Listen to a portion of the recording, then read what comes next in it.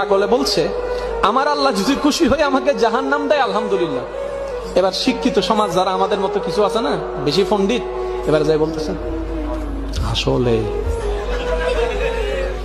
সবাই চাই জান্নাতে যাইতে, এ পাগলে চাই জাহান্নামে যাইতে। কত বড় গাদা।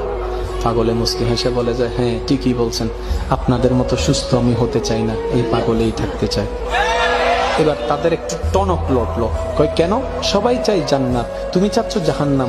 বলে যে ভাইয়ারা আপনারা মনে হয় আমার কথাটা খেয়াল করেন নাই, আমি বলেছি আমার রব যদি খুশি হয়ে,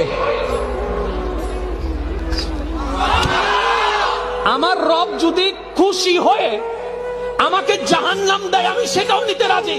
বলে যে এখনো বুঝলাম না। পাগল বলে জ্ঞান দিয়ে রবের বিষয় বোঝা যায় না, দিল দিয়ে বুঝতে হয়। আরে শুনো, রব যখন খুশি হয়ে যাবে জাহান্নাম তার জান্নাত হয়ে যাবে।